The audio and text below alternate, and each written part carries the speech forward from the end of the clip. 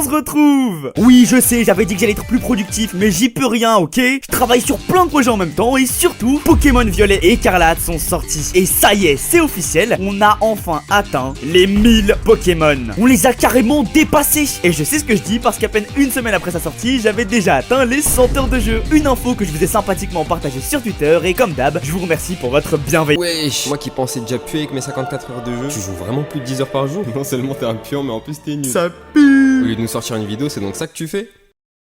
Il va battre mes 600 heures sur Fire Emblem Free aussi, Zasri. C'est qui là qui pue là? C'est lui là, c'est lui là. Et avec un tel nombre de possibilités, on a tous nos Pokémon préférés. Mais ne vous êtes-vous jamais demandé qui est le Pokémon le plus apprécié? Sans doute Pikachu, Dracofeu ou Lucario, ok. Mais à l'inverse, qui est le Pokémon le plus détesté? Bah, c'est la question qu'on s'est posée avec le frérot Alcor, et croyez-moi, on s'attendait pas à galérer autant. Mais après de très grosses recherches, on a fini par trouver la réponse, et elle est pour le moins surprenante.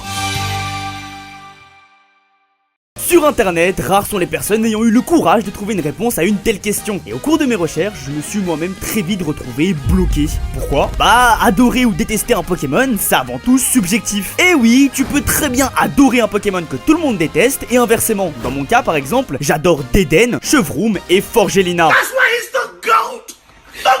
Par contre, je hais du plus profond de mon être Montglouton, Béquipan et Bargantua. Même si j'ai toujours autant de mal à croire que des gens puissent aimer ce dernier. T'es moche, t'es nul, t'apportes rien.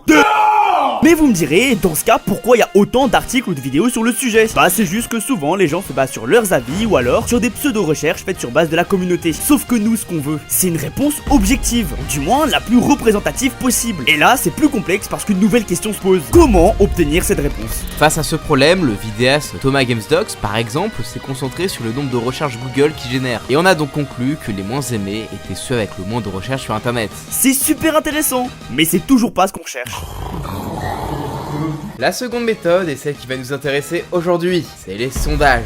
Très gros sondage. Par chance, c'est pas ce qui manque, alors je vous propose de les passer en revue et peut-être qu'on trouvera notre réponse. En 2021, par exemple, à l'occasion de la sortie des remakes HD, le site britannique eBuyer a partagé la liste des Pokémon qui génèrent le plus de discussions positives ou négatives sur leur forum, afin de trouver qui était le plus apprécié et le plus détesté. Sans surprise, Pikachu était celui dont on parlait le plus, avec 2,3 millions de discussions sur les 12 derniers mois, mais il est loin d'être le plus apprécié, car sur les dizaines de millions de conversations, ceux qui ont généré le plus de discussions positives sont Arcanin avec 27%, Noctali avec 30% et enfin Salamèche avec 31%. C'est propre.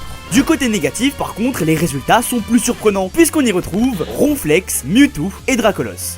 Oui, il y a clairement un problème. J'ai rien contre les Pokémon de la 1G, même si bon, pour certains... Ça y est, t'as fait ton temps, t'as cartonné, tout.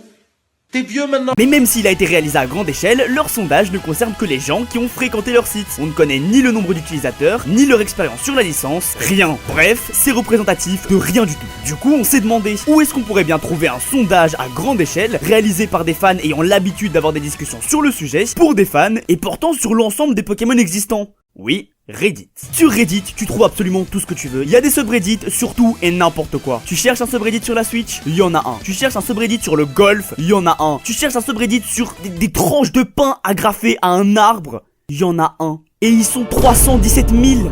Et ça tombe bien, parce qu'ici aussi, ils se sont posé la même question que nous. En 2019, sur le subreddit Pokémon, des fans ont lancé un sondage auprès de 52 000 utilisateurs afin de déterminer le Pokémon le plus populaire. Et en vrai, c'était serré. Cette fois, on obtient donc Arcanin en 3ème position, Ectoplasma en second, et enfin Dracofeu à la première place. Encore une fois, on a là beaucoup de Pokémon de la première génération. Et en ce qui concerne les moins populaires, par contre, bah c'est plus compliqué. Mais on a quand même nos grands perdants, puisque 4 Pokémon s'en sortent avec 0 vote. Armulis, Scrutella, Lamperrois et... Montglouton.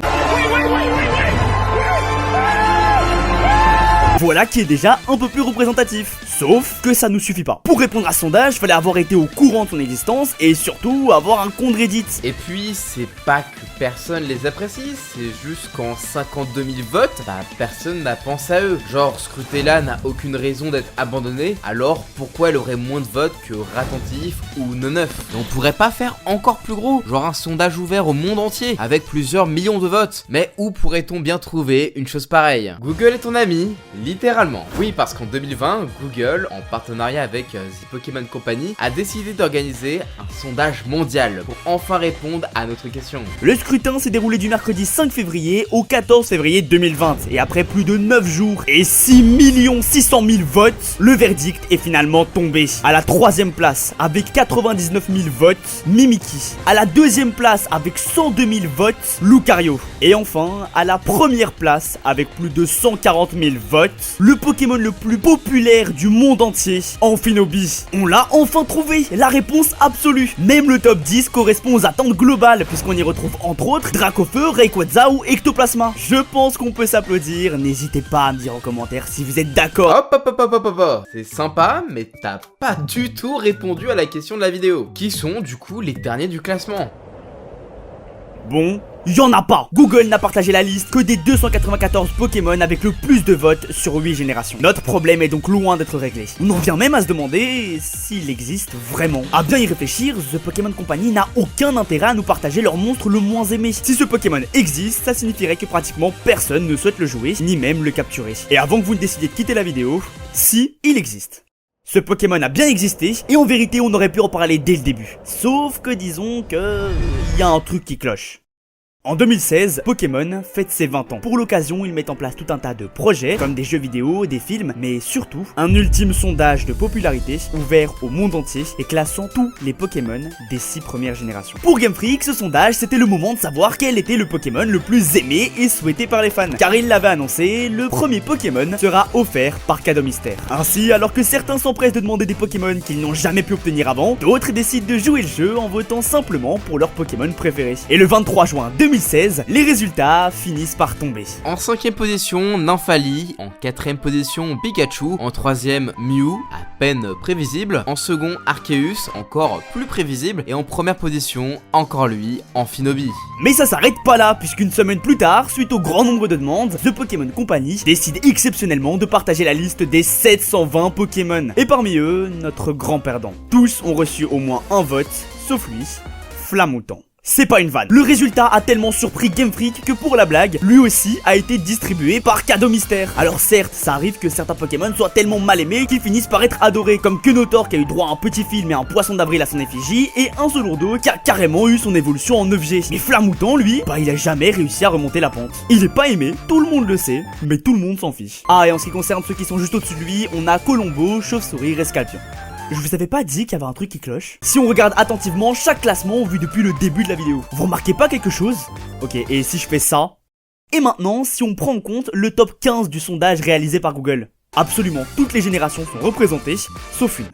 La 5G. Sur les 10 derniers Pokémon du classement précédent, 5 sont de la 5G. Dans le sondage de Google, avec plus de 6 millions de votes, il faudra attendre la 18ème place pour voir un Pokémon de la 5G pointer le bout de son nez. Même Galar, la région la plus récente à cet instant, possède 2 de ses Pokémon, rien que dans le top 15. Et en vrai, pas étonné.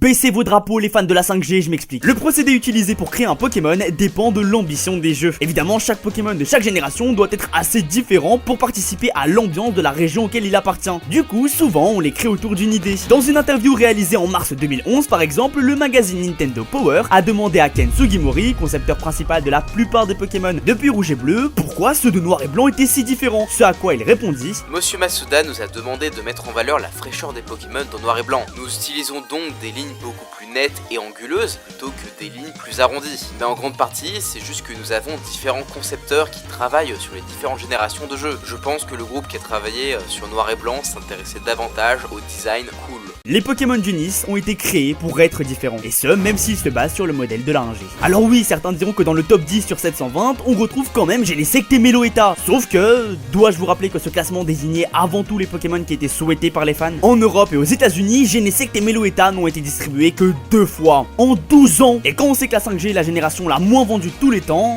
on se doute bien qu'à part en utilisant un hack, c'est rare de choper un de ces Pokémon de façon legit. On peut aussi ajouter le fait que Game Freak souhaitait que du début début à la fin, jamais le joueur ne rencontre de Pokémon connus. Il fallait donc en créer beaucoup. Sauf que plus on a de nouveaux Pokémon, moins ils rempliront une condition spécifique, autre que celle de combler les vides. Donc au final, on se retrouve avec ce genre de truc juste pour augmenter leur nombre. Dans Écarlate et Violet par exemple, ils ont fait en sorte que chaque zone du jeu ait un nouveau Pokémon, pour renforcer le sentiment d'exploration, d'où les 100 nouveaux. Mais comme pour la 5G, ils font pas tous l'unanimité. Je vous ai d'ailleurs demandé vos tops et vos flops pour cette génération et pas étonné du résultat. Vous avez adoré Terrestre, Malvalam et Forgelina, mais détesté Philanthrape, Scovillain et Flamant Rôle. Une catastrophe, c'est une phrase de connard hein, mais c'est vraiment juste un flamant rose. Bref, on peut dire qu'on les a trouvés, notre grand gagnant et notre grand perdant. Alors n'hésitez pas à nous dire si vous êtes d'accord avec ce résultat ou pas dans les commentaires. Sur ce, merci au frérot Alcor pour sa participation et n'oubliez pas, Écarlate et Violet compte parmi les meilleurs jeux de la licence. Même s'il y a 2-3 problèmes.